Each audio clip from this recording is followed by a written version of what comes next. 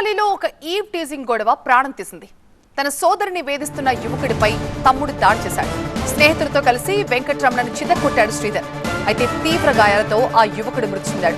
CC కెమెరాలో ఈ దాడి దృశ్యాలన్నీ కూడా రికార్డ్ అయ్యాయి. 3 రోజుల క్రితం రాత్రి సోదరితో కలిసి టీ తాగేందుకు శ్రీధర్ బయటకొచ్చాడు.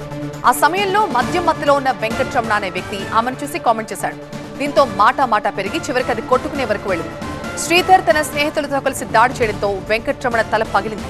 తీవ్ర గాయాలతో అతను చనిపోయాడు. ఈ కేసులో దాడి చేసిన నలుగురిని కూడా పోలీసులు అరెస్ట్ చేశారు.